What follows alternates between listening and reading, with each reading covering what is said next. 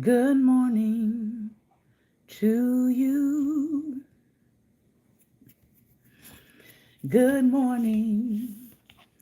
Good morning.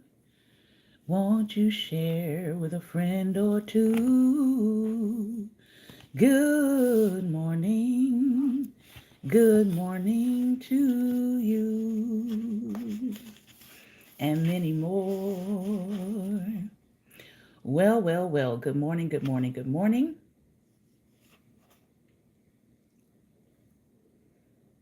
Good morning, good morning, good morning. And welcome to Daring Dialogues. I'm your host today, Shantae Charles. It has been quite a bit of a battle to be able to come on Monday Motivation, first day of the official week. We know Sunday is the true first day of the week. But in terms of when we do our broadcast, it has been something to be able to come on a Monday, whether it has been household emergencies, whether it has been me serving jury duty on a Monday. Something has interrupted our Mondays. And so I am very thankful to be back on Monday Motivation to share with you all today. It is going to be a short form show.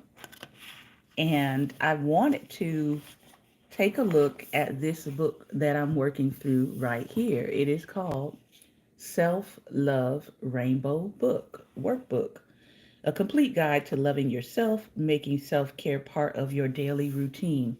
Now, if you know anything about me and you know anything about what we talk about on this broadcast, and good morning, one is going to give you the care for yourself that you desire.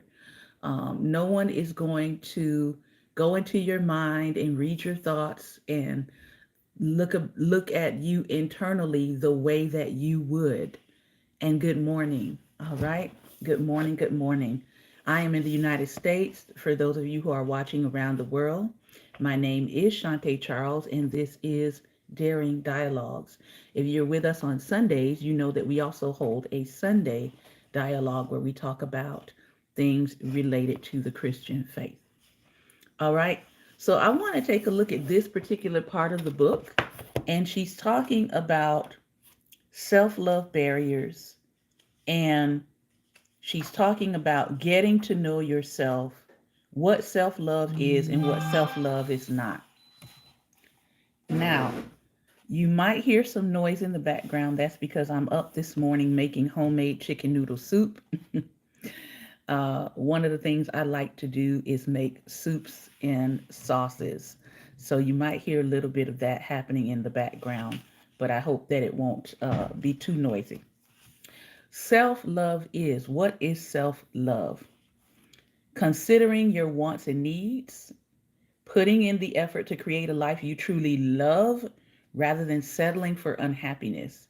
There are a lot of people right now who are settling for unhappiness, who are just saying, well, that's just the way things are. I'm in a rough patch, but I'm going to get through it. One of the things I learned is you cannot settle for unhappiness in your life. If something is making you unhappy, you have to examine it. Thank you, Rolo. You have to examine it. You have to examine why it's making you unhappy. And then you have to make the strides, make the effort in order to change your circumstances. Self love is engaging in relationships that lift you up and make you feel fulfilled and nourished. Self love is taking care of your mental and physical health equally. Self love is not being so hard on yourself all the time, giving yourself the grace to make mistakes and learn from them. This is a post that I put up on my IG the other day. As I was sitting in my thinking time, I wrote down, chances are, if you are consistently critical of yourselves, chances are you are projecting that same kind of harsh criticism back onto other people. And nobody in your life wants to be harshly criticized over and over and over again. But if we do that to ourselves, guess what? It's going to show up in our relationships. If we're harshly critical to ourselves, It's going to show up in our relationships. And yep, here's another one. Self love is spending time on the hobbies you enjoy that are just for yourself and no one else.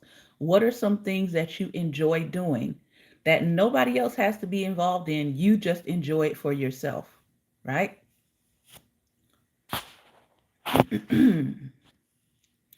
Things that I enjoy that I can go and do by myself that no one really has to come along with me for is billiards. I love billiards. I love playing billiards. That is like one of the things that is just relaxing to me. I don't know why. No one in my family really plays that I know of, but it's something that I enjoy.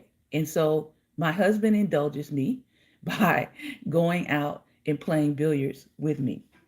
All right. Managing your daily life stress instead of just pushing through it. Remember, I said earlier, a lot of people are just saying, I'm just pushing through. I'm just pushing through. What are some ways that we can manage our stresses? Okay. Embracing your authentic self, as wild and crazy or shy and quiet as you want to be. Redirecting self destructive thoughts and behaviors to healthier coping skills. Accepting all aspects of yourself, the good, the bad, and loving yourself anyway, unconditional love. Now, when I was young, I used to get really, really, really teased about my forehead. All right. Believe it or not, I felt like it used to be bigger than this. And when I was younger, people would go around and they'd be saying all these different things about my forehead. And then I started kind of reading up on the anatomy and the body. And I learned that large foreheads are a sign of beauty and intelligence in lots of cultures.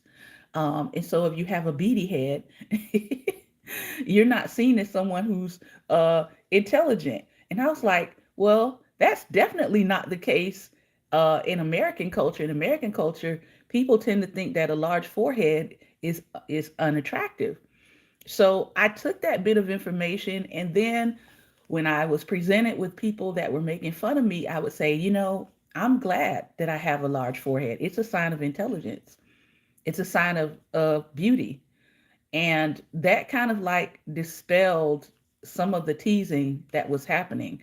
But again, it was me taking control of what I did not like, finding out something for myself, and then taking that information to help myself in the future. And so I want to ask you today, what does self love look like to you? What does it mean for you to love yourself? What does it mean for you to engage in and be encouraged and inspired? What encourages and what inspires you? I'll take a moment and let you all put it down into the chat if you want to respond. And I am drinking some peach juice that tastes really good. I've been trying to try different juices, and this is one.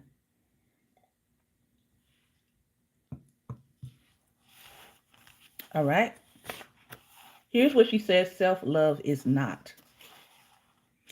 Self love is not putting others before yourself to the point that you're hurting your mental or emotional health. Raise your hand if you have at times put people before yourself and then you've regretted it. Guilty. Guilty. Because when I've done that, I have almost 99% of the time been giving people's butt to kiss. Yeah. Yeah. You put your schedule aside, you're doing things for them, you're going out of your way, you're accommodating them to the point where you're even taking losses for yourself. And then at the end of that, people either get upset with you, they get angry with you, they get amnesia, they act like you've done nothing for them. They go to other people and drag your name through the trash, all while forgetting all the stuff you were doing for them. They don't tell that to the other people, they just drag your name. And so self love is not putting others before yourself to the point that you're hurting your mental or your emotional health or even your financial health. Some people have gone into debt for other people who have then come back and literally harmed them after they've gone into debt for that person. Self love is not letting people run over your boundaries or not having boundaries in the first place. Self love is not putting yourself in unhealthy or dangerous situations. How many people, I know in my family, how many people are no longer with us because they were always putting themselves in dangerous situations for other people? How many of you have friends that they're no longer here because they were in a situation, they were with people who meant them no good, who were dangerous, who were always dragging them into a dangerous or unsafe situation, and they were the ones that caught the stray, and they're not here with us anymore? Self love is not allowing your identity to revolve around other people. We covered this the last time. There are some people that when they get into a relationship, especially, they begin to lose their identity. They begin to lose who they are. And if they get out of that relationship and get into another one, you look up and they're a different person again. And you're like, who are you today? Who are you in this relationship? I just need to know so I know how to respond. Self love is not just a pampering of yourself with vacations and spa days. Self love is actually also paying attention to your emotions. Self love is not negative talk or saying mean things to yourself as a form of motivation. Do you all know that there are a lot of motivational speakers that, well, they say they're motivational, but when you listen to them or when I listen to their short form videos, a lot of times they're like cursing out the person that they're supposed to be motivating, or they're talking down to them, or they're saying you're stupid if you don't do X, Y, and Z. That's not motivating to me. If you have to talk down to me in order to quote unquote get me to do something, that's not motivation. But a lot of people, I don't know. Some people are like, they don't care how people talk to them. I care. Now, question is self love barriers. The writer asked, what's your earliest memory of not liking yourself or your body? What event do you think could have prompted that? And I'm going to share one of my earliest memories. Some of you have probably heard it before, but maybe not in this context, right? So when I was growing up, I was, what our culture would call a tomboy. I was very much into outdoor sports, tackle football, playing in the streets with my neighborhood friends. I was like really into it. I don't know why. I enjoyed it. And so when I was growing up, I was not developing as fast as other girls were around me. So I was still like 9, 10, 11, 12. I was very, flat chested, so I wasn't doing the whole development thing as quick as my peers were. Now, I didn't see a problem with this. At 9 and 10 years old, I was still um what do they call it? I was still walking around without a shirt on. Like no one corrected me and said this is not what girls do. I was like, my chest looks like theirs. What's the difference? What's the point? And so my earliest memory was me playing outside with boys, and I was noticing around that time, like 19 years old, I was noticing that the guy friends that I was playing with outside and having a great time with flag football and stuff and street football, they were like their attention was like being drawn to something else. And I was like, what's going on here? Why aren't we playing the game? And I noticed at that time that they were looking at other girls who were more developed than I was. That was my, I guess, my light bulb moment to realize, oh, there's some differences going on here and boys are noticing. Okay. So I remember I was outside and I was noticing, that the attention was being given to these girls who were starting to develop, right? So here's what I did. I was like, well, okay, let's get their attention back over here playing football. So I went inside the house At this point, my mom was like, you can no longer be outside without a shirt on, playing with boys in the middle of the street. I was like, okay, I don't understand why. I don't know why I got to put this shirt on, but okay, all right, okay, okay. So I went in the house, right? I got some toilet tissue, right? And I balled these toilet tissues up in little circles. And I was like, well, if they're staring at these things, then let's just put some in the shirt here. So I got some toilet tissue and I put the circles in the shirt. And I came back outside, and one of the boys came up to me before we got our game started, and he said, "Here, let me fix that for you." And he took the tissue, because one of them was up, I guess, and the other one was down. And he took the tissue and he straightened them out for me. And he was like, there, that's better. And then we went back to playing. Now, I don't know that I felt embarrassed by that. I thought it was funny. Um, but that was the like first time that I realized, or I was very aware that there was something different about my body that wasn't happening, that was happening with other girls. Now, again, I don't recall myself being embarrassed by it so much as I was humored by it. That, okay, I'm trying to add something to my body, and the guys that I'm playing with outdoors are, they're sort of going along with it. They're sort of, trying to help me to not feel awkward because I don't have those things. And we just went back and we went to playing like it was no big deal. But when she asked this question, I was like, that's probably the earliest memory I have of being aware that something about my body was different from other girls, that other guys or other boys were noticing. So that's my comical moment. Now, she asked a question about, or she is coming to a section of her book called Self Love Barriers. Many things can keep you from loving yourself, and all of them have to be confronted and dealt with so that you can move forward. Examining why you don't love yourself or why you have difficulty accepting yourself is a huge part of that process. Self love isn't just practicing self care, it's about revealing and healing all of the hurts that continue to weigh on you.